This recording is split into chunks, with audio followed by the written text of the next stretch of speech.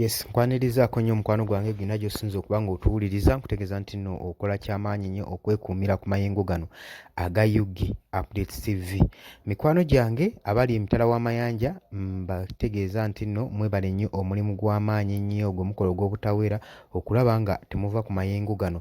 Naawe ate naakuba ng'osubscribinga kubiriza ogende maaso n'okuba ng'osubscribinga mmwe abasubscribinze mukoze kyamaanyi nnyo mwebale mbebaza ekyensusso. Kakati mukwano gwange tuzze tulaba akavuyo mu Paaliyamenti ya Uganda okuva Lumu we yaleeta bbiiru eno. Bbiiru eno ereeseewo akasattiro mu byobufuzi naddala mu bibiina omuli ekibiina kya Nuupu nga kye kipate leader kye kiriidinga opposition, mwe muli ekibiina kya NRM ruling power newankubadde kyo kyetwalanga kino ensonga ekitaagala nsonga zino, naye nze ŋŋamba bbiiru eno yagenda okuleetebwa ng'eriko pulaani. Lumu teyava buvi nayanukula bwanukuzi mbw ayagala kuyisa bbiiru eno mu n'aleeta ekirowoozo n'akifunira ku budde obwo.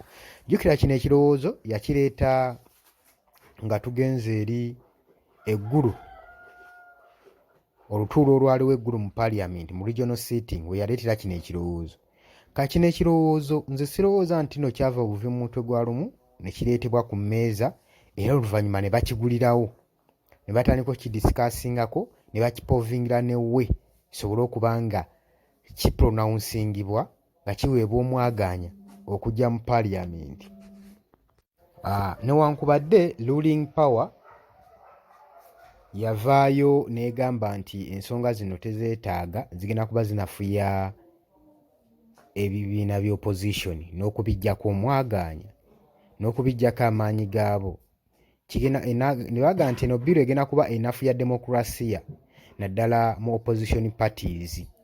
Ebyo byava mu kibiina kya NRM ruling party, naye okusinziira ku maanyi ge baateekamu nga bbiiru eno yajja ng'ate ruling party yasinga okiteekamu amaanyi n'egiwa omwagaanya paka bwe baamala okulaba ng'ensonga zirumira ne basooka bazeesamba.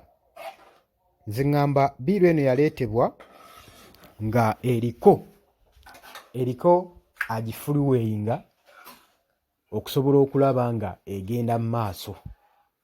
So ensonga tezaamala kuva eri ne zigwa bugwi. Eno yali intention, bino byali biteeketeeke. Kuba w'otunuulira eno bbiiru ekwatagana n'ekipolopoozo ya Nobert Mao gye yavaayo n'aleeta ng'agamba nti obukulembeze bubeere nga bulondebwa babaka ba Paaliyamenti.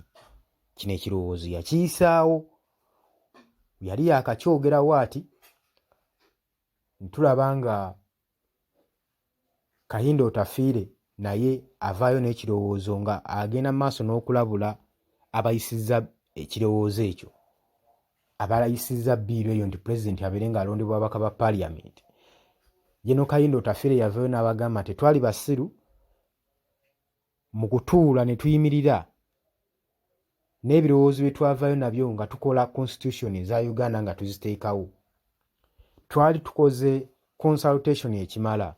So era mbasuubira nti mmwe abaagala okuteekawo ebirowoozo okukyusa constitution mwandibadde musooka ne mutuweebuuzaako ffa abaagiteekawo nga tukyaliwo, ne muleeta ebirowoozo ne tubaawo endowooza lwaki tetwakola nga bintu bimwali mumusuubira birina okubeera, ne mutatufuula basiru.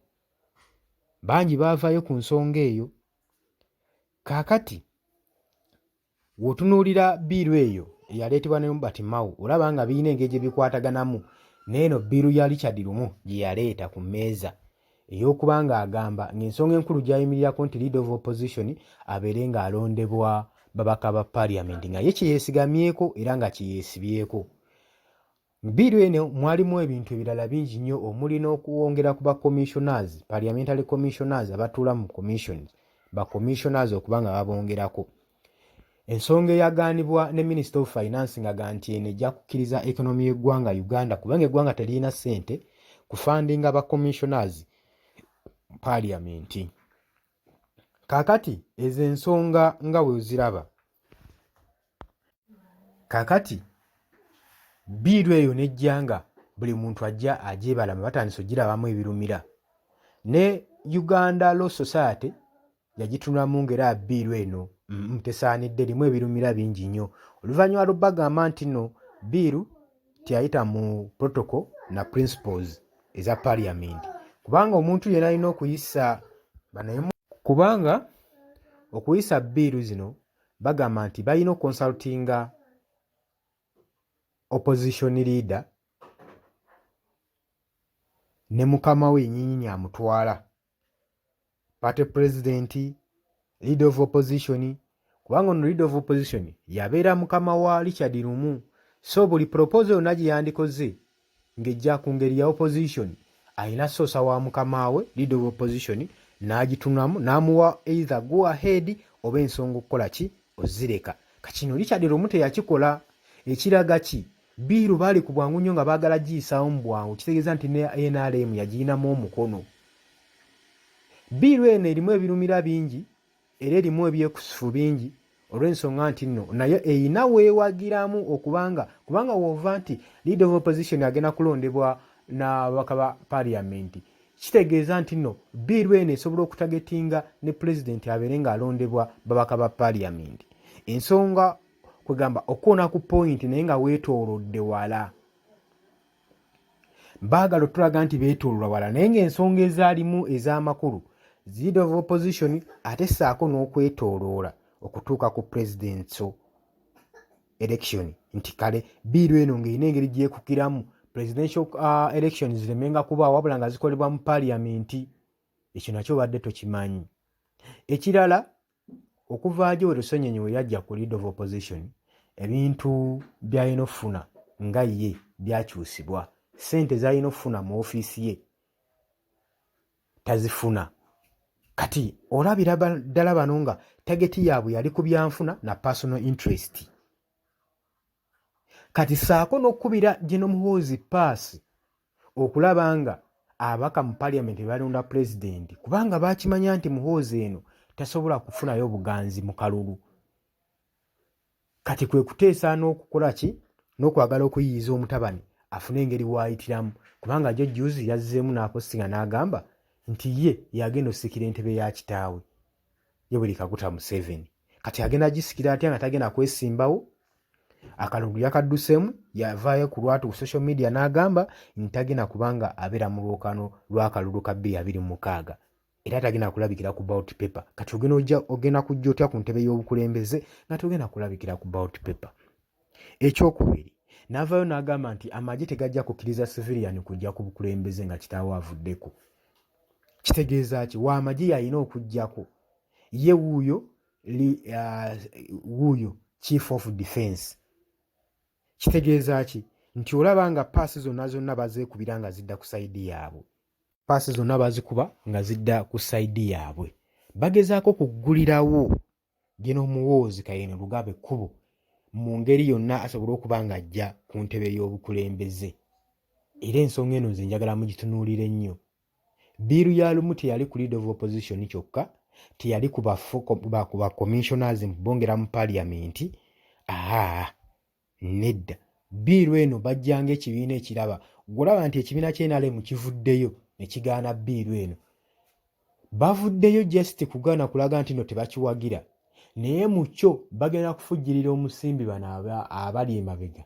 Bano abali mu parties obulala buno obunafunafu. Babafujjirira omusimbi basobole okuvaayo ne force ewagira bbiiru eno esobole okuba nga eyisibwawo. Oba okitegeera ggwe mukwano gwange ali eyampuliriza. Ensonga zino njagala ozekkaanye bulungi nnyo, kubanga kitaddewo entiisa ssaako n'okkuba bannayuganda ekikwe okuva bbiiru eno we yayisibwa. Kati gwe yenna amanyi ku nsonga zino, njagala ojje mu comment section otangaaze bannayuganda. Golowooza ki ekigenda mu maaso? Golowooza ki ekisaana okukolebwa okulaba nga tutaasibwa kino ekijja mu maaso? Oba naawe okiraba? Njagala ojje mu comment section osharinge, olaikinge, okomentinge. baganda bange mbategeeza nti no gwatana kubanga osubscribinga tewerabira nsonga ya kusubscribinga genda amaaso n'okusubscribinga osharinge commentinge. Mbagala nnyo abali emitala w'amayanja mubadde ku Yugi Updates TV mwebale kwekuumira ku mayengo gano.